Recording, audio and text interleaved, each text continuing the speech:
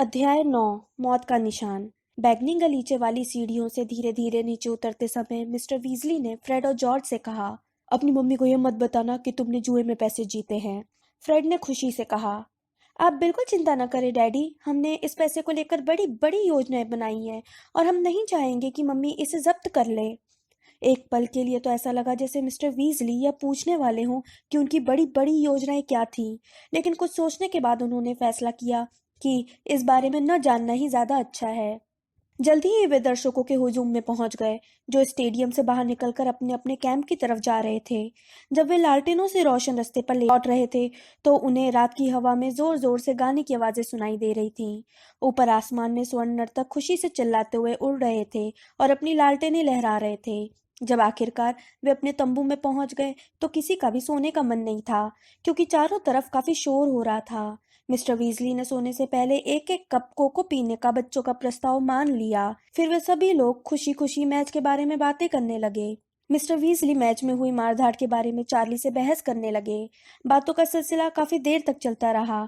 जब जिनी का सिर छोटी सी टेबल पर लुढ़क गया और इस वजह से फर्श पर गर्म चॉकलेट फैल गई, तब जाकर मिस्टर वीजली ने सबको चुप कराया और सोने जाने को कहा। हरमाइनी और जिनी पास वाले तंबू में चली गई। हैरी और वीजली परिवार के बाकी सदस्य पायजामा पहनकर ट्रेन के स्लीपर की तरह एक के ऊपर एक बने पलंगों पर चढ़ गए। कैंप की दूसरी ओर से उन्हें अब भी गाने की आवाजें और बीच बीच में पटाखों के धमाके भी सुनाई दे रहे थे। ओह, मुझे खुशी है आज मैं ड्यूटी पर नहीं हूँ। मिस्टर वीजली उनिंदे स्वर में बुदबुदाए। मुझे आयरलैंड वालों से यह कहना अच्छा नहीं लगता, उन्हें जश्न मनाना बंद कर देना चाहिए। हैरी रॉन से ऊपर वाले पलंग पर था। वह लेटे लेटे तंबू की छत को घूर कर देखता रहा। बीच बीच में उसे ऊपर उड़ने वाले किसी स्वर्ण नर्तक की चमक भी दिख जाती थी। वह क्रम के शानदार दावों को याद कर रहा था। वह बहुत उतावला हो रहा था कि वह भी अपनी फायर बोल्ट पर चढ़कर छदम छलावा को आजमा कर देखे। ओलिवर वुड हिलते देखा चित्र दिखाकर हैरी को कभी यह समझा नहीं पाया था कि छदम छलावा कैसे होता है। हैरी ने कल्पना की कि उसके दुशाले की पीठ पर उसका नाम लिखा था। 1 लाख लोगों की भीड़ तालियां बजा रही थी और लूडो बैगमैन की आवाज पूरे स्टेडियम में गूंज रही थी। ये रहे हैरी पॉटर। हैरी को पता नहीं था कि उसे नींद आई भी थी या नहीं। हो सकता था कि क्रम की तरह झाड़ू पर उड़ने की उसकी कल्पना सपनों में भी चली गई हो। वह तो बस इतना जानता था कि अचानक मिस्टर वीसली उसके पास आकर चिल्लाने लगे थे, जल्दी उठो रॉन, हैरी, जल्दी करो, उठो, कोई गंभीर घटना हो गई है। हैरी झटके से उठा, जिस वजह से उसका सिर तंबू की छत से टकरा गया। उसने पूछा, क्या हुआ? उसे हल्का सा आभास हो गया था कि कहीं कोई गड़बड़ हो गई है। कैंप साइट की आवाजें बदल गई थी। अब गानों के बजाय लोगों के चीखने और भागने की आवाजें सुनाई दे रही थीं। वह पलंग से नीचे उतरकर अपने कपड़ों की तरफ हाथ बढ़ाने लगा, लेकिन मिस्टर वीजली ने अपने पैजामे के ऊपर जीन्स पहनते हुए कहा, कपड़े पहनने का समय नहीं है हैरी, बस अपनी जैकेट उठाकर बाहर चलो, जल्दी। हैरी उनके कहे अनुसार फटाफट तंबू से बाहर निकल गया। रॉन उसके ठीक पीछे था। कुछ जगहों पर आग अब भी जल रही थी। उस आग की रोशनी में हैरी ने लोगों को जंगल की तरफ भागते हुए देखा। वे लोग उस चीज से दूर भाग रहे थे जो मैदान को पार करते हुए उनकी तरफ आ रही थी। उस चीज से अजीब सी रोशनी निकल रही थी और गोलियां चलने जैसे धमाके हो रहे थे। तेज ठहाकों और शराब के नशे में मदमस्त होकर चलने की आवाजें सुनाई दे रही थीं। फिर तेज हरी रोशनी का धमाका हुआ, जिससे पूरा दृश्य साफ दिखने लगा। जादूगरों का एक समूह अपनी छड़ियां ऊपर उठाकर मैदान में धीरे धीरे चल रहा था। हैरी ने उन्हें घूर कर देखा। ऐसा लग रहा था जैसे उनके चेहरे ही नहीं थे। फिर उसे एहसास हुआ कि उनके सिर और चेहरों पर नकाब थे। नकाबपोश जादूगरों के ऊपर आसमान में 4 आकृतियां दिख रही थीं, जो जादूगरों की छड़ियों के इशारे पर हवा में ऊपर नीचे हो रही थी। ऐसा लग रहा था जैसे नकाबपोश जादूगर अदृश्य धागों से कठपुतलियों को नचा रहे हों। आसमान में उछलती 2 आकृतियां बहुत छोटी थीं। इस समूह में धीरे धीरे और जादूगर शामिल होने लगे। वे भी हवा में उड़ते लोगों की तरफ देखकर हंसने और इशारा करने लगे। जब इस समूह की संख्या बढ़ गई, तो यह तंबू उखाड़ने लगा। हैरी ने देखा कि एक दो बार समूह के किसी जादूगर ने मंत्र पढ़कर अपनी छड़ी से किसी तंबू को तहस नहस कर दिया।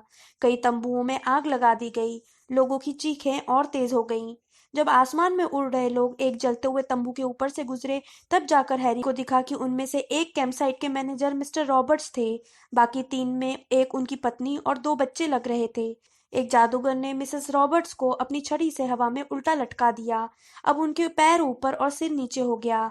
इससे उनका नाइट गाउन नीचे फिसल गया और उनकी अंदरूनी पोशाक दिखने लगी।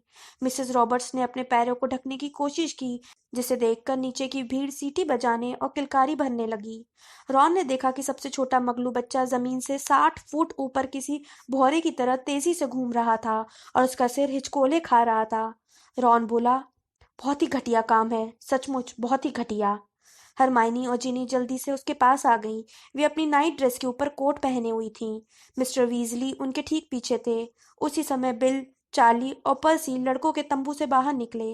वे पूरे कपड़े पहन कर आए थे। उन्होंने अपनी आस्तीनें चढ़ा रखी थी तथा अपनी छड़ियां बाहर निकाल रखी थी। मिस्टर वीजली ने अपनी आस्तीनें चढ़ाई और चिल्लाकर बोले, हम लोग मंत्रालय की मदद करने चलते हैं। बच्चों, तुम लोग उस जंगल में जाकर छिप जाओ और एक साथ रहना। इस मामले को सुलझाने के बाद मैं तुम्हें लेने आ जाऊंगा। बिल, चार्ली और पर्सी हुड़दंग करने वाले जादूगरों की तरफ पहले ही चल दिए थे। मिस्टर वीजली उनके पीछे भागे। मंत्रालय के जादूगर हर दिशा से उसी तरफ आ रहे थे। रॉबर्ट्स परिवार के नीचे की भीड़ अब करीब आती जा रही थी। चलो! फ्रेड जीनी का हाथ पकड़कर उसे जंगल की तरफ खींचने लगा। हैरी, रॉन, हर्माइनी और जॉर्ज भी उनके पीछे पीछे चल दिए। पेड़ों के पास पहुंचकर उन्होंने पीछे मुड़कर देखा।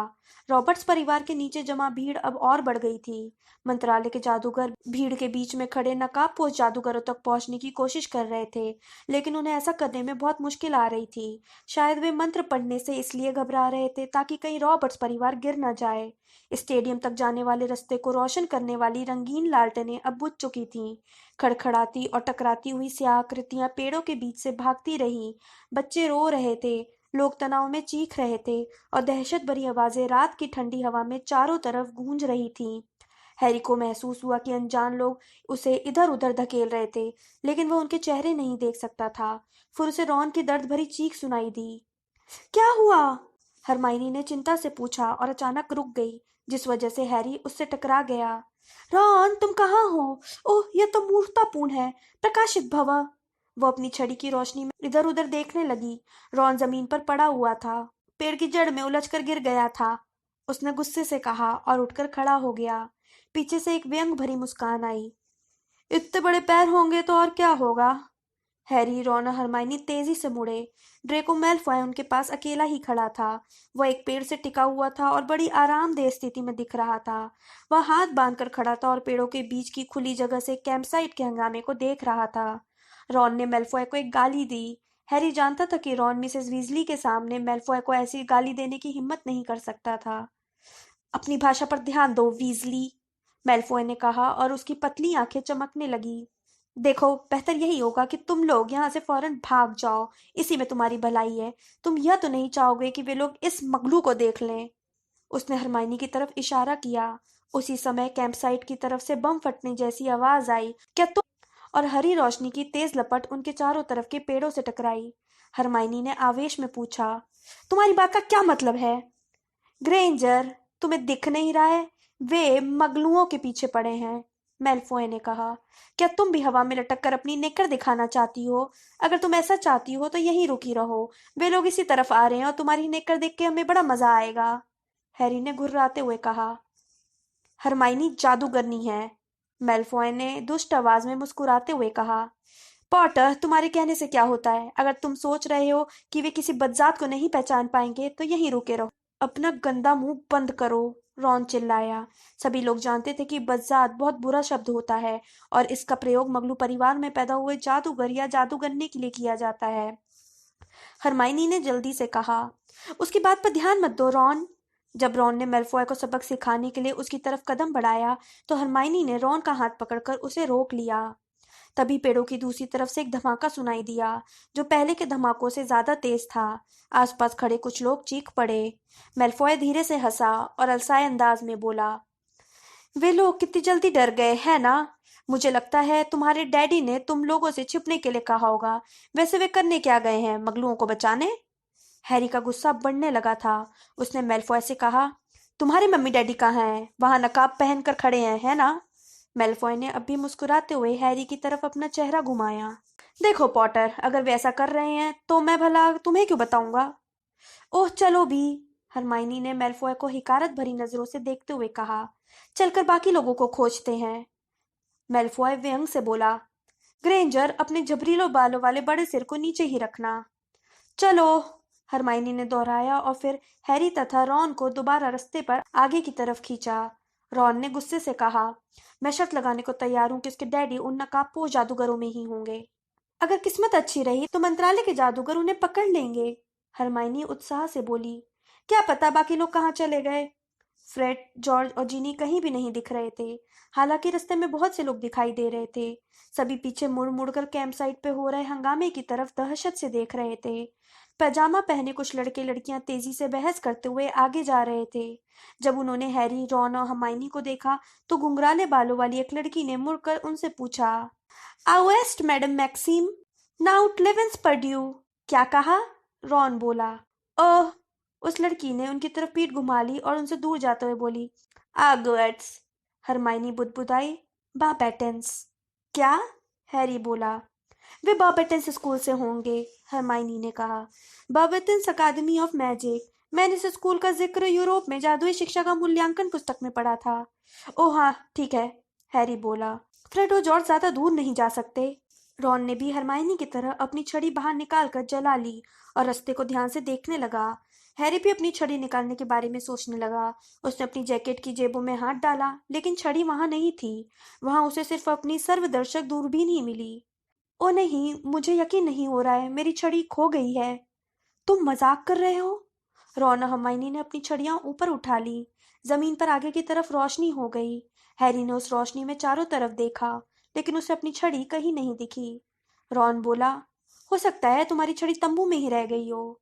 हरमाइनी ने चिंता से कहा, शायद भागते समय तुम्हारी जेब से गिर गई होगी। हाँ, हैरी बोला, हो सकता है। हैरी आमतौर पर जादूगरों की दुनिया में अपनी छड़ी हमेशा अपने साथ रखता था। इस तरह के हंगामे के बीच वो छड़ी के बिना खुद को बहुत असुरक्षित महसूस कर रहा था। तभी सरसराहट की आवाज सुनकर वे सभी चौंक कर उछल पड़े। घरेलू जिन विंकी पास की झाड़ियों से बाहर निकलने के लिए जूझ रही थी। वो बड़े अजीब तरीके से चल रही थी और बहुत मुश्किल में दिख रही थी। ऐसा लग रहा था जैसे कोई अदृश्य व्यक्ति उसे पीछे खींचने की कोशिश कर रहा हो। वहां पर बुरे जादूगर हैं, वो चीखी, फिर आगे झुकी और दौड़ने की कोशिश करने लगी। लोग आसमान में, हवा में है, विंकी उनसे दूर जा रही है। फिर वह रास्ते के दूसरी तरफ के पेड़ों में गायब हो गई। वह हाफती जा रही थी और खुद को रोकने वाली व्यक्ति से डट कर मुकाबला कर रही थी। उसे क्या हो गया? रॉन ने विंकी को जिज्ञासा से देखते हुए कहा। वह ठीक से भाग क्यों नहीं पा रही है? मैं शर्त लगा के कह सकता हूँ कि उसने अपने मालिक से छिपने की इजाजत नहीं ली होगी, हैरी ने कहा। वो डॉबी के बारे में सोच रहा था। जब भी डॉबी ऐसा कोई काम करता था जो इसके हिसाब से मेल्फॉय परिवार को पसंद नहीं आता, तो हर बार अपना सिर पटकने लगता था। तुम जानते हो, घरेलू जिन्नों के साथ बहुत बुरा सलूक किया जाता है, हरमाइनी ने गुस्से से कहा। यह तो गुलामी है। मिस्टर क्राउच ने उसे स्टेडियम में इतने ऊपर भेज दिया, हालांकि वे अच्छी तरह जानते थे कि विंकी ऊंची जगहों पर जाने से डरती है, और उन्होंने उस पर जादू कर दिया होगा जिससे वह तब भी नहीं भाग सकती जब बूढ़े जादूगर तंबुओं को कुचल रहे हैं। कोई इस बारे में कुछ करता क्यों नहीं है? देखो, घरेलू जिन अपने हाल से खुश हैं, रॉन ने कहा। तुमने सुना था ना विंकी ने मैच में क्या कहा था? घरेलू जिन्नों को मजे नहीं करना चाहिए। विंकी को तो यही पसंद है कि उसका मालिक उस पर हुक्म चलाए।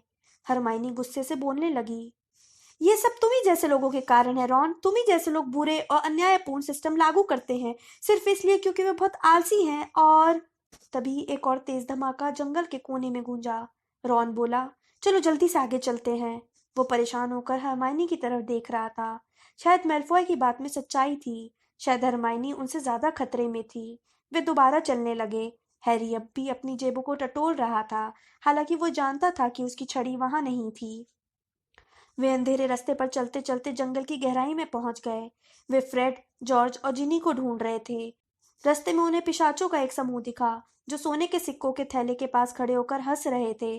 निश्चित रूप से उन्होंने मैच के बारे में शर्त लगा करके सिक्के जीते होंगे। पिशाच कैंप साइट पर हो रहे हंगामे से जरा भी चिंतित या परेशान नहीं दिख रहे थे।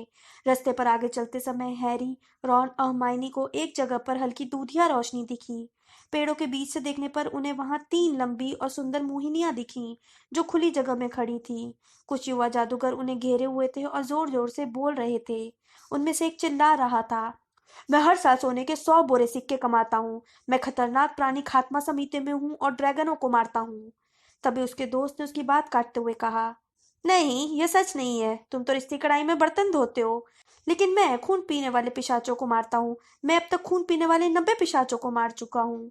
यहाँ पर एक तीसरा युवा जादूगर भी खड़ा था, जिसके मुंह से मोहनियों की हल्की दूधिया रोशनी में भी साफ दिख रहे थे। वह बोला, मैं इस देश का सबसे युवा जादू मंत्री बनने वाला हूँ। हैरी जोर से हंस दिया। वह मुहासे वाले जादूगर को पहचान गया था। उसका नाम स्टैनशन पाइक था और वह दरअसल 3 मंजिला नाइट बस का कंडक्टर था। वह यह बात रॉन को बताने के लिए उसकी तरफ मुड़ा, लेकिन रॉन का चेहरा बहुत अजीब सा दिख रहा था। अगले ही पल रॉन चिल्लाने लगा, क्या मैंने तुम्हें बताया कि मैंने एक ऐसी जादुई छड़ी का आविष्कार किया है जो बृहस्पति तक पहुंच जाएगी? सचमुच? हरमाइनी ने कहा। फिर हरमाइनी और हैरी ने रॉन का एक एक हाथ पकड़कर उसे खींचा और दूर ले गए।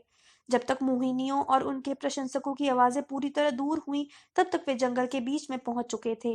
यहाँ काफी सूनापन और शांति थी। हैरी ने चारों तरफ देखते हुए कहा, हमें यही इंतजार करना चाहिए, या हमें 1 मील दूर से भी किसी के आने की आवाज सुनाई दे जाएगी। अभी ये शब्द उसके मुंह से निकले ही थे कि तभी लूडो बैगमैन उनके सामने वाले पेड़ के पीछे से प्रकट हुए। 2 छड़ियों की हल्की सी रोशनी में भी हैरी को दिख गया कि बैगमैन का हुलिया काफी बदल चुका था। अब उनका चेहरा उत्साहपूर्ण और गुलाबी नहीं दिख रहा था। उनके कदमों की लचक भी जा चुकी थी। उनका चेहरा बहुत सफेद और तनावग्रस्त दिख रहा था। कौन है? बैगमैन ने जल्दी जल्दी आंखें मिचमिचाकर उनके चेहरे देखने की कोशिश करते हुए कहा, तुम लोग यहाँ पर एकदम अकेले क्या कर रहे हो? उन सभी ने हैरानी से एक दूसरे की तरफ देखा। रॉन ने कहा, देखिए, वहां पर हुड़दंग हो रहा है। बैगमैन ने उन्हें घूर कर देखा और पूछा, क्या? कैंप साइट पर कुछ जादूगर एक मगलू परिवार को आसमान में उड़ा रहे हैं। बैगमैन गुस्से से बोले, उनका बेड़ा गर्क हो। वे बहुत चिंतित दिखने लगे और आगे कुछ कहे बिना हल्की सी खट के साथ अंतर्ध्यान हो गए। हरमाइनी ने त्योरियां चढ़ाते हुए कहा, मिस्टर बैगमैन स्थिति को काबू में नहीं रख सकते। वैसे क्विडिच टीम में वो बहुत बढ़िया मारक थे, रॉन ने कहा, जो रास्ते से हटकर एक पेड़ के नीचे सूखी घास पर बैठ गया। जब वे विम्बॉर्न वेस्प टीम में थे, तो उनकी टीम ने लगातार 3 बार लीग कप जीता था। उसने अपनी जेब से क्रम की छोटी आकृति बाहर निकाली और जमीन पर रख दी। वह कुछ समय तक उसे चारों तरफ चलते हुए देखता रहा। असली क्रम की तरह इस मॉडल के भी पंजे थोड़े उठे हुए थे और कंधे झुके हुए थे। वह भी अपनी झाड़ू के बजाय जमीन पर चलते समय कम प्रभावशाली दिख रहा था। हैरी कैंपसाइट की तरफ से आने वाले शोर पर कान लगाए हुए था। अब सब कुछ शांत लग रहा था। शायद हुड़दंग खत्म हो गया था। कुछ देर बाद हरमाइनी बोली, मुझे उम्मीद है कि बाकी लोग सही सलामत होंगे। रॉन ने उसे तसल्ली देते हुए कहा, वे लोग बिल्कुल ठीक ठाक होंगे। रॉन, जरा सोचो तो सही, अगर तुम्हारे डैडी लूसियस मैल्फॉय को पकड़ लें तो कितना मजा आएगा। हैरी ने रॉन के बगल में बैठकर क्रम की छोटी आकृति को गिरी हुई पत्तियों पर चलते हुए देखा। वे हमेशा कहा करते हैं कि लूसियस मैल्फॉय को रंगे हाथों पकड़ना चाहते हैं। रॉन बोला, इसके बाद तो ड्रेको के चेहरे की व्यंग्यात्मक मुस्कान हमेशा के लिए गायब हो जाएगी। बेचारे मगलू, हरमाइनी ने घबराते हुए कहा, अगर मंत्रालय के जादूगर उन्हें नीचे नहीं उतार पाए तो क्या होगा? वे जरूर उतार लेंगे, रॉन ने सांत्वना देते हुए कहा। वे कोई ना कोई रास्ता निकाल ही लेंगे। हरमाइनी बोली, नकाबपोश जादूगर पागल हो गए हैं क्या? वे आज रात को ऐसी हरकत कर रहे हैं जबकि पूरा जादू मंत्रालय यहाँ पर मौजूद है। मेरा मतलब है, वे कैसे सोच सकते हैं कि उनके नापाक इरादे पूरे हो जाएंगे? क्या तुम्हें लगता है कि उन्होंने शराब पी रखी थी, या सिर्फ? लेकिन अचानक उसने अपनी बात अधूरी छोड़ दी और मुड़कर पीछे देखने लगी। रॉन और हैरी ने भी तत्काल मुड़कर आसपास देखा। आवाजों से ऐसा लग रहा था जैसे कोई उनकी तरफ लड़खड़ाता हुआ आ रहा था। वे लोग अंधेरे में डूबे पेड़ों के पीछे किसी के कदमों के आने की आहट सुनते रहे। फिर कदमों की आहट अचानक रुक गई। कौन है? हैरी बोला। खामोशी छा गई। हैरी खड़ा हुआ और चारों तरफ देखने लगा। अंधेरा इतना अधिक था कि वह ज्यादा दूर तक नहीं देख सकता था, लेकिन उसे इस बात का एहसास हो गया था कि कोई उसकी निगाह की पहुंच से बस कुछ ही दूरी पर खड़ा हुआ है। उसने पूछा, वहां कौन है? और फिर बिना किसी चेतावनी के एक दिल दहला देने वाली आवाज सुनाई दी। ऐसी आवाज उन्होंने पहले कभी नहीं सुनी थी। यह आवाज दहशत में नहीं चीख रही थी, बल्कि इसने जोर से चिल्लाकर एक मंत्र बोला, मृत्यु सूचकम। तत्काल अंधेरे से एक बड़ी हरी और चमकती हुई चीज ऊपर उड़ने लगी। हैरी ने उसे ठीक से देखने की कोशिश की। वह चीज पेड़ों से भी ऊपर जाकर आसमान में पहुंच गई। क्या है? रॉन ने हाफते हुए कहा। वो फौरन उछलकर खड़ा हो गया और वो प्रकट हुई चीज को घूर कर देखने लगा। पल भर के लिए तो हैरी ने सोचा कि स्वर्ण नर्तकों ने कोई नई आकृति बनाई है, लेकिन उसे फौरन यह एहसास हो गया कि यह तो एक विशाल खोपड़ी थी। यह खोपड़ी पन्ने के रत्न जैसे हरे सितारों से बनी हुई नजर आ रही थी और इसके मुंह से जीभ की जगह एक सांप बाहर निकल रहा था। उनके देखते ही देखते यह खोपड़ी उड़कर और ऊपर पहुंच गई। यह हरी धुंध में चमकती रही और काले आसमान में किसी तारामंडल की तरह स्थापित हो गई। अचानक जंगल में चारों तरफ चीखें सुनाई देने लगी। हैरी इसका कारण नहीं समझ पाया, हालांकि उसे लग रहा था कि शायद खोपड़ी को देखकर ही लोग चीखे होंगे। खोपड़ी अब आसमान में इतनी ऊपर पहुंच चुकी थी कि यह किसी गंदे नियॉन साइन बोर्ड की तरह पूरे जंगल में उजाला फैला रही थी। हैरी ने अंधेरे में उस व्यक्ति की तलाश की जिसने मंत्र पढ़कर उस खोपड़ी को उत्पन्न किया था, लेकिन उसे कोई भी नजर नहीं आया। उसने दोबारा पूछा, वहां कौन है? हैरी, जल्दी करो, यहाँ से चलो। हरमाइनी उसकी जैकेट का पिछला हिस्सा पकड़कर उसे पीछे घसीटने लगी। क्या हुआ? हैरी ने कहा। वह यह देखकर हैरान था कि हरमाइनी का चेहरा सफेद पड़ चुका था और वह दहशत में लग रही थी। यह मौत का निशान है हैरी, हरमाइनी दुख भरी आवाज में बोली और अपनी पूरी ताकत से उसे पीछे घसीटने की कोशिश करने लगी। यह तुम जानते हो कौन का निशान है? वोल्डेमॉर्ट का।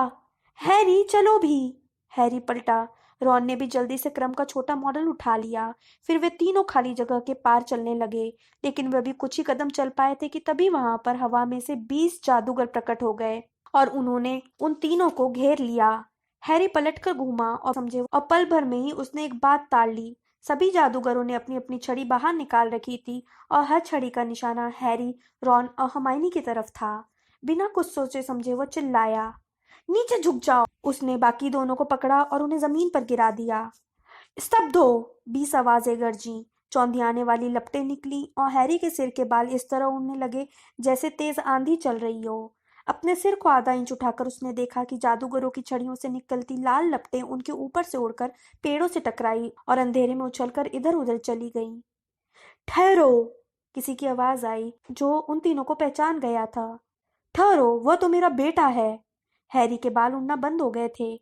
उसने अपने सिर को थोड़ा ऊपर उठाकर देखा। उसके सामने वाले जादूगर ने अपनी छड़ी झुका ली। हैरी ने पलट कर देखा कि मिस्टर वीजली दहशत में उनकी तरफ आ रहे थे। रॉन! हैरी! उनकी आवाज कांप रही थी। हरमाइनी, तुम लोग ठीक तो हो? रास्ते से हट जाओ आर्थर, एक ठंडी और रूखी आवाज आई। यह आवाज मिस्टर क्राउच की थी। वे और मंत्रालय के बाकी जादूगर उनके करीब आ गए। हैरी उनका सामना करने के लिए उठकर खड़ा हुआ। मिस्टर क्राउच का चेहरा गुस्से से तना हुआ था।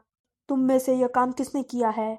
उन्होंने गुस्से से पूछा और उनकी पैनी आंखें उन्हें टटोलने लगी। तुम में से किसने मौत का निशान उत्पन्न किया है?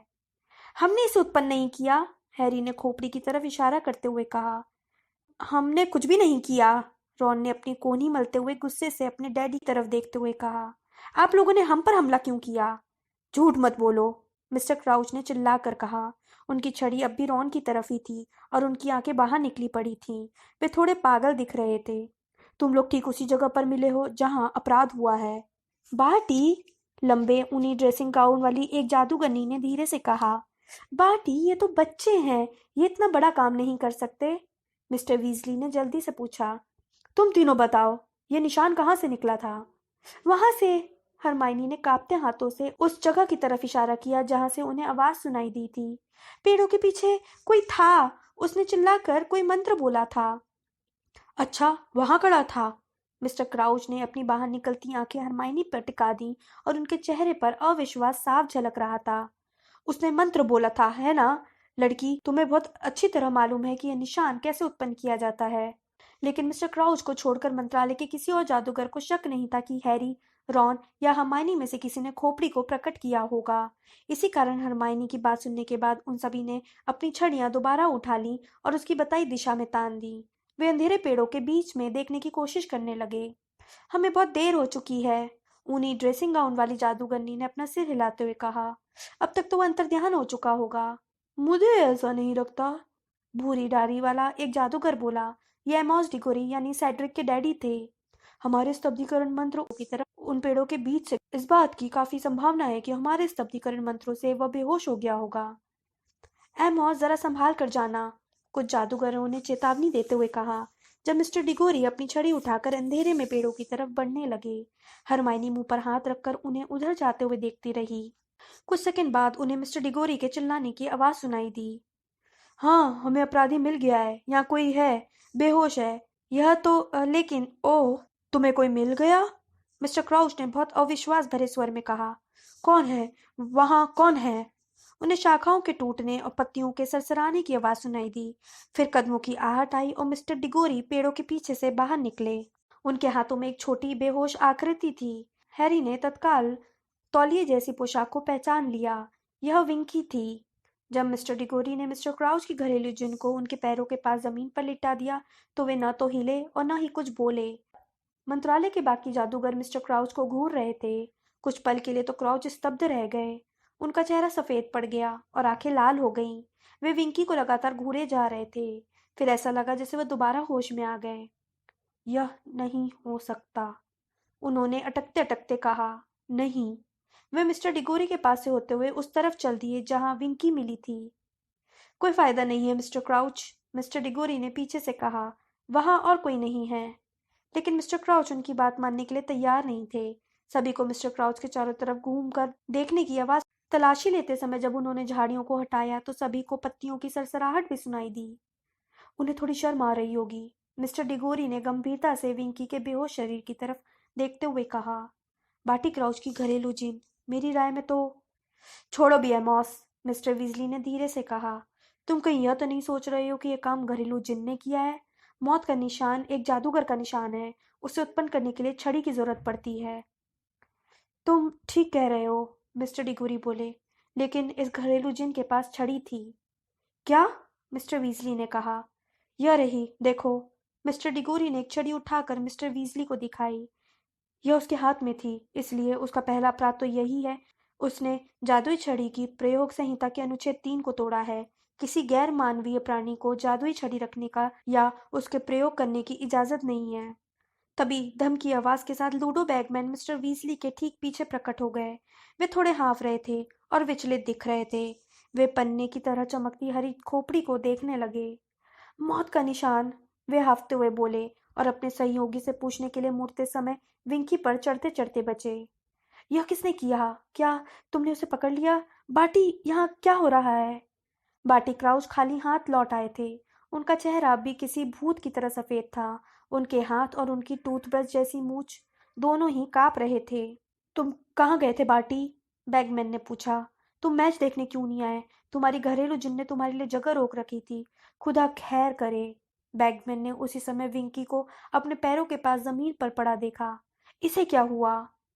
मैं व्यस्त था लूडो, मिस्टर क्राउच ने कहा, जो अब भी अटक कर बोल रहे थे और उनके होंठ मुश्किल से हिल रहे थे। और मेरी घरेलू जिन को स्तब्ध कर दिया गया है। स्तब्ध? तुम्हारा क्या मतलब है? तुम लोगों ने स्तब्ध कर दिया? लेकिन क्यों? अचानक बैगमैन के चमकते हुए गोल चेहरे पर ऐसा भाव आ गया जैसे वह सब कुछ समझ गए हों। उन्होंने पहले ऊपर खोपड़ी की तरफ, फिर नीचे विंकी की तरफ और फिर मिस्टर क्राउच की तरफ देखा। नहीं, वे बोले। विंकी मौत के निशान को उत्पन्न कैसे करेगी? उसे इसका तरीका नहीं मालूम होगा। सबसे पहले तो उसे जादुई छड़ी की जरूरत पड़ेगी। लेकिन उसके पास जादुई छड़ी थी, मिस्टर डिगोरी ने कहा। लूडो, मुझे उसके हाथ में जादुई छड़ी मिली थी। मिस्टर क्राउच, अगर आप उचित समझे तो हमें यह सुनिश्चित कर लेना चाहिए कि आपकी घरेलू जिन अपनी सफाई में क्या कहती है। क्राउच ने कोई प्रतिक्रिया नहीं की। ऐसा लग रहा था जैसे उन्होंने मिस्टर डिगोरी की बात सुनी ही ना हो। बहरहाल मिस्टर डिगोरी ने उनकी खामोशी को सहमति मान लिया। उन्होंने अपनी छड़ी उठाकर विंकी की तरफ मोड़ी और बोले, जागृतो। विंकी धीरे से हिली। उसकी बड़ी बड़ी भूरी आंखें खुली और कई बार अटपटे ढंग से मिचमिचाईं। खामोश जादूगरों की नजरों के सामने वह झिझकते हुए धीरे धीरे बैठ गई। उसे मिस्टर डिगोरी के पैरों की झलक दिखी और उसने कांपते हुए धीरे से अपनी आंखें उठाकर उनका चेहरा देखा। फिर उसने उससे भी कहीं धीरे से आसमान की तरफ देखा। हैरी को विंकी के शीशे जैसी बड़ी बड़ी आंखों में हवा में तैरती खोपड़ी के 2 प्रतिबिंब नजर आ रहे थे।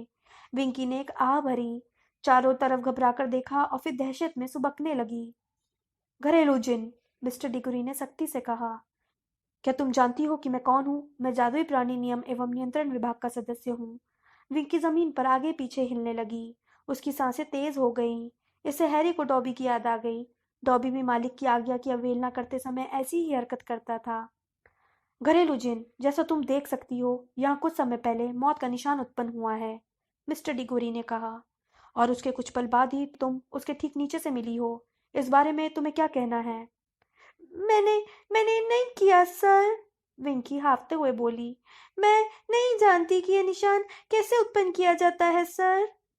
तुम्हारे हाथ में छड़ी मिली थी, मिस्टर डिगोरी ने उसके सामने छड़ी लहराते हुए तेजी से कहा। जैसे ही छड़ी पर आसमान की तैरती खोपड़ी की हरी रोशनी पड़ी, हैरी ने उसे पहचान लिया। वह बोला, अरे, यह तो मेरी छड़ी है। सभी लोग उसे घूर कर देखने लगे। मिस्टर डिगोरी ने अविश्वास से पूछा, क्या कहा? यह तो मेरी छड़ी है, हैरी ने कहा। यह मुझसे गिर गई थी। तुमसे गिर गई थी? मिस्टर डिगोरी ने अविश्वास से दोहराया। कहीं ऐसा तो नहीं कि अपराध तुमने ही किया हो? शायद तुमने ही मौत का निशान उत्पन्न करने के बाद इस छड़ी को फेंक दिया हो। एमॉस, जरा सोचो तो सही, तुम किस पर आरोप लगा रहे हो? मिस्टर वीजली ने बहुत गुस्से से कहा। क्या हैरी पॉटर मौत का निशान प्रकट करेगा? अरे, जाहिर है नहीं, मिस्टर डिगोरी ने बुदबुदाते हुए कहा। माफ करना, मैं जरा जोश में आ गया था। वैसे ये छड़ी मुझसे वहां नहीं गिरी थी। हैरी ने अपना अंगूठा खोपड़ी के नीचे के पेड़ों की तरफ हिलाया। जंगल में आते ही मुझे इसके खोने का पता चल गया था। मिस्टर डिगोरी ने दोबारा विंकी की तरफ सख्ती से देखा, जो उनके पैरों के पास झुकी हुई थी। फिर वे बोले, घरेलू जिन, तो ये छड़ी तुम्हें मिल गई और तुमने उसे उठाकर एक मजेदार काम करने का फैसला किया, है ना? मैं इसे जादू नहीं कर रही थी सर, विंकी चीखी। उसकी चपटी और फूली नाक के दोनों तरफ आंसू बह रहे थे। मैंने मैंने मैंने तो बस इसे उठा लिया था सर। मैं मौत का निशान उत्पन्न नहीं कर सकती सर। मैं नहीं जानती कि इसे कैसे उत्पन्न किया जाता है। वह आवाज विंकी जैसी नहीं थी, हरमाइनी बोली। वो मंत्रालय के इतने सारे जादूगर के सामने बोलने से घबरा रही थी, लेकिन उसके चेहरे पर संकल्प का भाव था। विंकी की आवाज पतली और लरचती है, जबकि मंत्र बोलने वाले की आवाज भारी और मोटी थी। उसने सहारे के लिए हैरी और रॉन की तरफ देखा। वह विंकी जैसी आवाज नहीं थी, है ना? नहीं, हैरी ने अपना सिर हिलाते हुए कहा। वह निश्चित रूप से घरेलू जिन जैसी आवाज नहीं लग रही थी। रॉन बोला, हाँ, वो तो किसी जादूगर की आवाज थी। हमें जल्दी ही पता चल जाएगा। मिस्टर डिगोरी इस बात से प्रभावित हुए बिना बोले। छड़ी के आखिरी मंत्र को जानने का एक आसान सा तरीका है। घरेलू जिन, क्या तुम ये बात जानती हो? विंकी कांपी और उसने इनकार में अपना सिर इतनी तेजी से हिलाया कि उसके कान फड़फड़ाने लगे। मिस्टर डिगोरी ने अपनी छड़ी उठाकर उसकी नोक हैरी की छड़ी की नोक पर रख दी। पूर्व मंत्र, मिस्टर डिगोरी ने गरजते हुए कहा। हैरी को हरमाइनी की दहशत भरी चीख सुनाई दी, जब सांप की जीभ वाली एक विशाल खोपड़ी दोनों छड़ियों के मिलन की जगह से निकली। यह आसमान में तैरती विशाल खोपड़ी की छाया थी। ऐसा लग रहा था जैसे ये घने भूरे धुएं से बनी थी और मंत्र की छाया थी। अदृश्यो, मिस्टर डिगोरी चिल्लाए और धुएं वाली खोपड़ी फौरन गायब हो गई। तो मिस्टर डिगोरी विजयी अंदाज में विंकी की तरफ देखने लगे, जो बुरी तरह कांपने लगी थी। मैंने ये नहीं किया, वह चीखी और उसकी आंखें दहशत में गोल गोल घूमने लगी। मैंने ये नहीं किया, मैंने ये नहीं किया। मुझे ये करना नहीं आता है। मुझे ये करना आता ही नहीं है। मैं एक अच्छी घरेलू जिन हूँ। मैं छड़ी का इस्तेमाल नहीं करती हूँ। मुझे ये करना ही नहीं आता। घरेलू जिन, तुम रंगे हाथों पकड़ी गई हो, मिस्टर डिगोरी गरजे। जिस छड़ी से मंत्र पढ़ा गया है वो तुम्हारे हाथ में मिली है। एमॉस, मिस्टर वीजली ने जोर से कहा, जरा सोचो, बहुत कम जादूगरों को ये मंत्र मालूम है। तब यह घरेलू जिन इसे कैसे सीख सकती थी? शायद एमॉस ये कहना चाहता है। मिस्टर क्राउच के हर शब्द में गुस्सा टपक रहा था कि मैं अपने नौकरों को मौत का निशान उत्पन्न करना सिखाता हूँ। एक अप्रिय गहरी खामोशी छा गई। एमॉस डिगोरी दहशत में आकर बोले, मिस्टर क्राउच, नहीं, बिल्कुल नहीं। आपने यहाँ मौजूद दो ऐसे लोगों पर आरोप लगाया है जिनके उस निशान को उत्पन्न करने की बहुत कम संभावना है, मिस्टर क्राउच धीरे से बोले। हैरी पॉटर और मैं। मुझे लगता है आप इस लड़की की कहानी जानते होंगे, एमॉस। हाँ हाँ, क्यों नहीं, सभी लोग जानते हैं, मिस्टर डिगोरी परेशान दिखते हुए बोले। और मुझे यकीन है कि आपको वे बहुत से सबूत भी याद होंगे जो मैंने अपने लंबे करियर में दिए हैं कि मैं शैतानी शक्तियों और उनका प्रयोग करने वालों से कितनी बुरी तरह चिढ़ता और नफरत करता हूँ। मिस्टर क्राउच चिल्लाए और उनकी आंखें एक बार फिर बाहर निकलने लगी। मिस्टर क्राउच, मेरे मेरे कहने का ये मतलब नहीं था कि इससे आपका कोई संबंध है, एमॉस डिग्री ने कहा, जिनका चेहरा अब उनकी भूरी डायरी के नीचे लाल होने लगा था। डिगोरी, अगर आप मेरी घरेलू जिन पर आरोप लगाते हैं तो इसका मतलब यह है कि आप मुझ पर आरोप लगा रहे हैं। मिस्टर क्राउच चिल्लाए। वह मौत के निशान को उत्पन्न करना और कहाँ सीखेगी? कहीं से भी। बिल्कुल सही कहा एमॉस, मिस्टर वीजली बोले। वह यह छड़ी कहीं से भी उठा सकती है। विंकी, उन्होंने दयालुता से घरेलू जिन की तरफ मुड़ते हुए कहा, पर वह इस तरह कांपने लगी जैसे वो उस पर चिल्ला रहे हों। तुम्हें हैरी की छड़ी कहाँ मिली थी? विंकी अपने तौलिए के कोने को इस तरह जोर से मरोड़ रही थी कि वह फट गया। मुझे मुझे छड़ी वहां मिली थी सर, उसने फुसफुसाकर कहा। वहां, पेड़ों में सर। देखा है मॉस, मिस्टर वीजली ने कहा। जिसने भी निशान उत्पन्न किया था वह इसके ठीक बाद अंतर्ध्यान हो गया होगा और हैरी की छड़ी वहीं छोड़ गया होगा। उसने चतुराई दिखाते हुए अपनी छड़ी का इस्तेमाल नहीं किया क्योंकि इससे वह पकड़ में आ सकता था, और यह विंकी का दुर्भाग्य था कि उसे कुछ ही पल बाद वहां छड़ी दिख गई और उसने इसे उठा लिया। लेकिन तब तो यह असली अपराधी से कुछ ही फुट दूर होगी, मिस्टर डिगोरी ने अधीरता से कहा। घरेलू जिन, क्या तुमने किसी को देखा था? विंकी पहले से भी बुरी तरह से कांपने लगी। उसकी बड़ी बड़ी आंखें मिस्टर डिगोरी से लूडो बैगमैन और फिर मिस्टर क्राउच की तरफ गईं। फिर उसने थूक गटकते हुए कहा, मैंने किसी को भी नहीं देखा सर, किसी को भी नहीं। एमॉस, मिस्टर क्राउच ने रूखेपन से कहा, मैं अच्छी तरह जानता हूँ कि समान परिस्थितियों में तुम पूछताछ के लिए विंकी को अपने विभाग में ले जाते। बहरहाल, मैं तुमसे यह चाहता हूँ कि तुम मुझे यह काम करने दो। मिस्टर डिगोरी के चेहरे के भाव से यह लग रहा था जैसे वे इस सुझाव से खास खुश नहीं थे, लेकिन मिस्टर क्राउच मंत्रालय के इतने प्रमुख अधिकारी थे कि मिस्टर डिगोरी उनकी बात नहीं टाल सकते थे। मिस्टर क्राउच ने ठंडेपन से कहा, यकीन रखो, उसे सजा मिलेगी। मा, मा, मालिक, विंकी अटकते हुए बोली और अपनी आंसू भरी आंखों से मिस्टर क्राउच को देखने लगी। मा, मालिक, मैं मेहरबानी करके। मिस्टर क्राउच ने उसे घूर कर देखा। उनके चेहरे की लकीरें अब ज्यादा गहरी दिखने लगी। उनकी आंखों में दया ममता का नामो निशान नहीं था। विंकी ने आज रात को ऐसी हरकत की है जिसके बारे में मैं सोच भी नहीं सकता, उन्होंने धीरे से कहा। मैंने उससे कहा था कि वह तंबू में ही रहे। मैंने उससे कहा था कि जब तक मैं समस्या को निपटा कर ना आऊं तब तक वह वहीं रहे। लेकिन मैं देख सकता हूँ कि उसने मेरे आदेश का पालन नहीं किया। इसका मतलब है मुझे उसको कपड़े देने होंगे। नहीं, विंकी चीखी और मिस्टर क्राउच के कदमों पर लौटने लगी। नहीं मालिक, कपड़े नहीं, कपड़े नहीं। हैरी जानता था कि घरेलू जिन को आजाद करने का एक ही तरीका था, और वह यह था कि उसका मालिक उसे कपड़े दे दे। यह देखना बहुत दुखद था कि विंकी मिस्टर क्राउच के पैरों के पास सुबक रही थी और अपने तौलिए को कसकर पकड़ रही थी। लेकिन वो डरी हुई थी, हरमाइनी ने गुस्से से मिस्टर क्राउच को घूरते हुए कहा। आपके घरेलू जिन को ऊंची जगहों पर से डर लगता है, और नकाबपोश जादूगर मासूम लोगों को हवा में उछाल रहे थे। आप इस बात के लिए विंकी को दोष नहीं दे सकते कि वो वहां से भाग आई। मिस्टर क्राउच एक कदम पीछे हटे और घरेलू जिन के संपर्क से खुद को दूर किया। फिर वे उसे इस तरह से घूर रहे थे जैसे वह कोई गंदी और मैली चीज हो जिसके छूने से उनके चमचमाते जूते गंदे हो जाएंगे। अपने मालिक का आदेश न मानने वाली घरेलू जिन की मेरे घर में कोई जगह नहीं है, उन्होंने हरमाइनी की तरफ देखते हुए ठंडेपन से कहा। ऐसी घरेलू जिन के लिए मेरे घर में कोई जगह नहीं है जो यह भूल जाए कि उसके मालिक के प्रति उसकी क्या कर्तव्य है, और जिसे यह याद भी न रहे कि उसे ऐसा कोई काम नहीं करना चाहिए जिससे उसके मालिक की प्रतिष्ठा पर आंच आए। पिंकी अब इतनी जोर से रोने लगी थी कि उसकी सिसकियां सभी को सुनाई दे रही थीं। बहुत बुरी खामोशी छा गई। मिस्टर वीजली ने खामोशी को तोड़ते हुए धीरे से कहा, अगर अगर किसी को आपत्ति तो अब मैं बच्चों को अपने तंबू में वापस ले जा सकता हूँ। एमॉस, ये छड़ी जितना बता सकती थी उतना इसने बता दिया है। अब क्या हैरी को अपनी छड़ी वापस मिल सकती है? मिस्टर डिगोरी ने हैरी को उसकी छड़ी लौटा दी, जिसने उसे फौरन अपनी जेब में रख लिया। चलो, मिस्टर वीजली धीरे से बोले, लेकिन ऐसा लग रहा था जैसे वह हरमाइनी वहां से हिलना नहीं चाहती थी। उसकी निगाह सुबकती हुई घरेलू जिन पर टिकी थी। मिस्टर वीजली ने थोड़ी तेजी से कहा, हरमाइनी।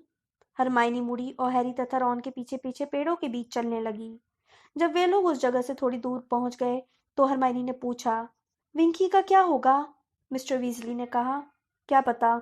वे लोग उसके साथ कितना बुरा सलूक कर रहे थे, हरमाइनी गुस्से से बोली। मिस्टर डिगोरी उसे हर बार घरेलू जिन कहे जा रहे थे, और मिस्टर क्राउच, वो इतनी अच्छी तरह से जानते थे कि काम उसने नहीं किया था, फिर भी उन्होंने उसे अपने घर से निकाल दिया। उन्हें इस बात की जरा भी परवाह नहीं थी कि वो कितनी बुरी तरह डरी और घबराई हुई थी। वे तो उसके साथ ऐसा बर्ताव कर रहे थे जैसे वो इंसान ही ना हो। वो इंसान है भी नहीं, रॉन बोला।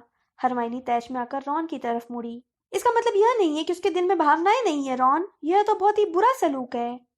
हरमाइनी, मैं तुम्हारी बात से सहमत हूँ, मिस्टर वीजली ने उसे आगे चलने का इशारा करते हुए धीरे से कहा।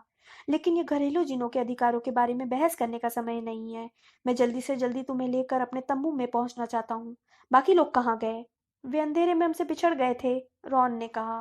डैडी, सब लोग उस खोपड़ी के कारण इतने परेशान क्यों हो गए थे? मिस्टर वीजली ने तनाव से कहा। मैं तुम्हारे हर सवाल का जवाब तंबू में जाकर दूंगा। लेकिन जंगल के किनारे पर पहुंचकर उन्हें रुकना पड़ा। वहां डरे हुए जादूगर और जादूगरनियों की बहुत बड़ी भीड़ जमा थी। जब उन्होंने मिस्टर वीजली को जंगल से बाहर निकलकर अपनी ओर आते देखा, तो उनमें से कई जादूगर आगे आकर पूछने लगे, वहां क्या हो रहा है? मौत का निशान किसने उत्पन्न किया था? आर्थर, कहीं कहीं यह काम तुम जानते हो कौन का तो नहीं था? जाहिर है यह उसका काम नहीं था, मिस्टर वीजली ने अधीरता से कहा। हम नहीं जानते कि निशान किसने उत्पन्न किया। ऐसा लगता है कि वो अंतर्ध्यान हो गया है। माफ कीजिए, मुझे अपने तंबू में जाना है। वे हैरी, रॉन और हर्माइनी की भीड़ के बीच से निकलकर कैंप साइट तक ले गए। वे हैरी, रॉन और हर्माइनी को भीड़ के बीच से निकालकर कैंप साइट तक ले गए। अब सब कुछ शांत था। नकाबपोश जादूगरों का नामो निशान तक नहीं दिख रहा था। हालांकि कई जले हुए तंबुओं में से अब भी धुआं उड़ रहा था। लड़कों के तंबू से चार्ली का सिर बाहर निकला। वह अंधेरे में चिल्लाया, डैडी, क्या हो रहा है? फ्रेड, जॉर्ज और जिनी तो सही सलामत लौट आए हैं, लेकिन बाकी लोग? बाकी मेरे साथ है, मिस्टर वीजली ने झुककर तंबू के अंदर घुसते हुए कहा। हैरी, रॉन और हर्माइनी भी उनके पीछे पीछे अंदर चले गए। बिल किचन की टेबल पर बैठा था। उसके हाथ से काफी खून बह रहा था और उसने उस पर एक चादर लपेट रखी थी। चार्ली की शर्ट बुरी तरह से फटी हुई थी और पर्सी की नाक खूना खून थी। फ्रेड, जॉर्ज और जिनी घायल तो नहीं थे, लेकिन वे सदमे में थे। आपने उसे पकड़ लिया डैडी? बिल ने तेजी से पूछा। उस आदमी को जिसने मौत का निशान उत्पन्न किया था? नहीं, मिस्टर वीजली ने कहा। हमें वहां पर बार्टी क्राउच की घरेलू जिन मिली, जिसके हाथ में हैरी की छड़ी थी, लेकिन हमें पता नहीं चल पाया कि निशान किसने उत्पन्न किया था। क्या? बिल, चार्ली और पर्सी एक साथ बोले। फ्रेड ने कहा, हैरी की छड़ी? पर्सी ने दहशत में आते हुए कहा, मिस्टर क्राउच की घरेलू जिन? हैरी, रॉन और हर्माइनी की मदद से मिस्टर वीजली ने सबको बताया कि जंगल में क्या हुआ था। पूरी बात सुनकर पर्सी गुस्से में आ गया। वह बोला, मिस्टर क्राउच ने ऐसे घरेलू जिन को घर से निकालकर बहुत सही किया। उन्होंने उसे साफ बता दिया था कि वह तंबू में ही रहे। इसके बावजूद वो वहां से भाग गई। पूरे मंत्रालय के सामने उन्हें शर्मिंदा करवा दिया। अगर जादुई प्राणी नियम एवं नियंत्रण विभाग विंकी को पूछताछ करने के लिए ले जाता तो मिस्टर क्राउच की तो नाक ही कट जाती। विंकी ने कुछ नहीं किया था, वो तो सिर्फ गलत समय पर गलत जगह पर थी, हरमाइनी ने पर्सी को गुस्से से कहा। हरमाइनी का गुस्सा देखकर पर्सी भौचक्का रह गया। हरमाइनी से उसकी पटरी हमेशा अच्छी बैठती थी, कम से कम बाकी सबसे तो ज्यादा अच्छी। पर्सी ने खुद को संभालते हुए गरिमापूर्ण अंदाज में कहा, हरमाइनी, मिस्टर क्राउच जैसे ऊंचे पद पर बैठा जादूगर ऐसी घरेलू जिन को बर्दाश्त नहीं कर सकता जो पागलों की तरह छड़ी उठाकर डोलती फिरे। वह पागलों की तरह नहीं डोल रही थी, हरमाइनी चिल्लाई। उसने तो बस छड़ी को जमीन से उठाया था। देखो, क्या कोई यह बता सकता है कि खोपड़ी जैसी चीज आखिर थी क्या? रॉन ने अधीरता पूर्वक कहा। वह किसी का कोई नुकसान तो नहीं कर रही थी। आखिर इसमें इतनी बड़ी बात क्या थी? रॉन, मैंने तुम्हें बताया था ना, वो खोपड़ी तुम जानती हो कौन का प्रतीक है। हरमाइनी ने किसी और के जवाब देने से पहले ही कह दिया, मैंने गुप्त कलाओं का उत्थान और पतन पुस्तक में पढ़ा है, और यह पिछले 13 साल से नहीं दिखी थी, मिस्टर वीजली धीरे से बोले। जाहिर है इसे देखकर लोग दहशत में आ गए। उन्हें ऐसा लगा होगा जैसे तुम जानते हो कौन दोबारा जिंदा हो गया है। मैं समझ नहीं पाया, रॉन ने भ्रुकुटी चढ़ाते हुए कहा। मेरा मतलब है यह आसमान में सिर्फ एक आकृति ही तो है। रॉन, तुम जानते हो कौन और उसके समर्थक जब भी किसी को मारते थे तो वे आसमान में मौत का निशान छोड़ जाते थे, मिस्टर वीजली ने कहा। इससे कितनी दहशत फैलती थी उसका तुम्हें अंदाजा भी नहीं होगा। तुम अभी बहुत छोटे हो। जरा कल्पना करो कि घर लौटने पर तुम्हें अपने घर के ऊपर मौत का निशान दिखे और तुम ये समझ जाओ कि तुम्हें अंदर क्या दिखने वाला है। मिस्टर वीजली कांप गए। सभी जादूगरों का सबसे बुरा डर, सबसे बुरा। एक पल के लिए खामोशी छाई रही। फिर बिल ने अपने हाथ से चादर हटाकर अपना घाव देखा और बोला, वह निशान चाहे जिसने भी बनाया हो, आज रात को तो उससे कोई फायदा नहीं हुआ। प्राण पक्षियों ने जैसे ही उसे देखा वे घबराकर फौरन भाग गए। हम उनमें से किसी का भी नकाब हटाकर उसका चेहरा नहीं देख पाए। इससे पहले ही वे सभी अंतर्ध्यान हो गए। हमने रॉबर्ट्स परिवार को जमीन पर गिरने से पहले ही झेल लिया। इस समय उनकी याददाश्त सुधारी जा रही है। प्राण पक्षी? हैरी ने कहा। प्राण पक्षी कौन होते हैं? तुम जानते हो कौन के पक्के समर्थक खुद को इसी नाम से बुलाते हैं, बिल ने कहा। मुझे लगता है आज रात को हमने उसके बचे कुछ समर्थकों को देखा था जो अज़्काबान से बाहर रहने में कामयाब हो गए थे। हम यह साबित नहीं कर सकते हैं कि वे प्राणभक्षी थे, बिल। हालांकि शायद वही होंगे। हाँ, मुझे यकीन है कि वे नकाबपोश प्राणभक्षी ही थे। रॉन अचानक बोला। डैडी, हमें जंगल में ड्रेको मैल्फॉय मिला था और उसने हमें एक तरह से बता दिया था कि उसके डैडी भी उन्हीं नकाबपोशों में से एक हैं। और हम सभी जानते हैं कि मैल्फॉय, तुम जानते हो कौन, का पक्का चमचा था। लेकिन वोल्डेमॉर्ट के समर्थक यहाँ क्या करना चाहते थे? हैरी ने बोलना शुरू किया। सबके मुंह से आ निकल गई। जादुई दुनिया के ज्यादातर लोगों की तरह ही वीजली परिवार भी वोल्डेमॉर्ट का नाम लेने से बचता था। हैरी ने जल्दी से सॉरी कहकर अपना वाक्य बदलते हुए कहा, तुम जानते हो कौन के समर्थक आखिर करना क्या चाहते थे, जो वे मगलू को इस तरह उछाल कर तमाशा कर रहे थे? मेरा मतलब है, इससे उन्हें क्या फायदा हुआ? फायदा? मिस्टर वीजली ने खोखली हंसी हंसते हुए कहा। हैरी, इसमें उन्हें मजा आ रहा था। जब तुम जानते हो कौन शक्तिशाली था, तो मगलुओं की आधी हत्याएं तो मजे की खातिर होती थी। मुझे लगता है कि आज रात को उन्होंने ज्यादा शराब पी ली होगी और वे हम लोगों को यह याद दिलाना चाहते होंगे कि उनमें से बहुत से लोग अब भी आजाद हैं। उन्होंने एक बार फिर अपना छोटा सा पुनर्मिलन समारोह आयोजित किया होगा। रॉन ने पूछा। लेकिन अगर वे प्राणभक्षी हैं तो वे मौत के निशान के देखते ही अंदर ध्यान क्यों हो गए? उन्हें तो इसे देखकर खुश होना चाहिए था। अपने दिमाग का इस्तेमाल करो, रॉन, बिल ने कहा। अगर वे सचमुच प्राणभक्षी थे तो तुम जानते हो कौन के पतन के बाद उन्होंने अज़्काबान से बाहर रहने के लिए बहुत कोशिश की होगी। उन्होंने इस बारे में तमाम झूठ बोले होंगे कि उसने उन्हें लोगों को मारने और सताने के लिए मजबूर किया था। मुझे लगता है उन्हें उसकी वापसी का बाकी जादूगरों से सबसे ज्यादा डर होगा। जब तुम जानते हो कौन की शक्ति चली गई थी तो उन्होंने पल्ला झाड़ते हुए साफ कह दिया था कि उनसे उसका कोई सरोकार नहीं था। फिर वे अपनी सामान्य जिंदगी जीने लगे। मुझे नहीं लगता है कि तुम जानते हो कौन उनके इस व्यवहार से बहुत खुश होगा। तो इस जिसने भी मौत का निशान बनाया था, हरमाइनी ने धीरे से कहा, वह प्राणभक्षियों का हौसला बढ़ाना चाहता था या फिर उन्हें डराकर भगाना चाहता था? निशान? हरमाइनी, इसका तो सिर्फ अंदाजा ही लगाया जा सकता है, मिस्टर वीजली ने कहा। लेकिन मैं तुम्हें यह बता दूं, सिर्फ प्राणभक्षी को ही मौत का निशान उत्पन्न करना नहीं आता। जिसने भी इस निशान को बनाया होगा वह कभी प्राणभक्षी रहा होगा, भले ही वह अब ना हो। सुनो, अब काफी रात हो चुकी है और अगर तुम्हारी मम्मी को इन घटनाओं के बारे में पता चल गया तो वे बहुत परेशान और चिंतित हो जाएंगी। हम कुछ घंटे सो लेते हैं, फिर हम यहाँ से बाहर निकलने के लिए सुबह जल्दी ही आवागमन कुंजी पकड़ लेंगे। हैरी दोबारा अपने बिस्तर पर लेट गया। उसका सिर चकरा रहा था। वह जानता था कि उसे थकान से चूर होना चाहिए था। रात के 3 बज रहे थे, लेकिन वह पूरी तरह जागा हुआ था और चिंतित था। 3 दिन पहले, हालांकि अब यह बात बहुत पुरानी लग रही थी, वो अपने माथे के निशान में होने वाले दर्द के कारण जाग गया था। और आज रात को 13 सालों में पहली बार लॉर्ड वोल्डेमॉर्ट का निशान आसमान में नजर आया। इन सब बातों का क्या मतलब है? उसने उस चिट्ठी के बारे में सोचा जो उसने प्रिवेट ड्राइव में आने के पहले सीरियस को लिखी थी। क्या वह सीरियस को मिल चुकी होगी? वह जवाब कब देगा? हैरी ने लेटकर छत की तरफ देखा, लेकिन अब जादुई झाड़ू पर उड़ान की कोई कल्पना उसे सुलाने के लिए मौजूद नहीं थी। टेंट में चार्ली के खर्राटे काफी देर तक गूंजते रहे। इसके बाद ही हैरी की आंख लगी।